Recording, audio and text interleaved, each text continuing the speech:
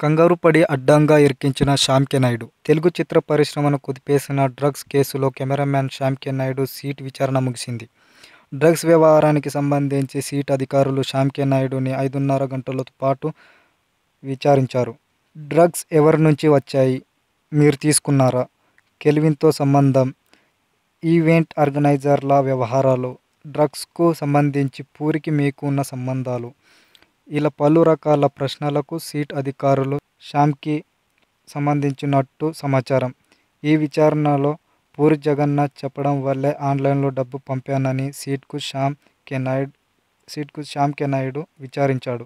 మళ్ళీ అవసరమైతే విచారణకు పిలిపిస్తామని, అనుమతి లేకుండా హైదరాబాద్ వదిలెళ్లొద్దని కూడా శ్యామ్ కే నాయుడుకి అధికారులు కోరినట్టు తెలుస్తోంది. ఇలా ఉండగా తెలంగాణ ఎక్సైజ్ కమిషనర్ చంద్రవర్ధన్ ఈ కేసుకు సంబంధించి మీడియాతో మాట్లాడారు. గత 2 రోజులుగా విచారణ సాఫీగా సాగుతుందన్నారు. పూరి, శ్యామ్ కే నాయుడు విచారణకు సహకరించారని, అలాగే విచారణకు హాజరయ్యే వరకు వారు సిట్కు సహకరించాలన్నారు. ఈ వీడియో మీకు నచ్చినట్లయితే సబ్స్క్రైబ్ చేయండి. ఫిలిమి స్టార్స్ బోలెడంత న్యూస్ బోల్డ్గా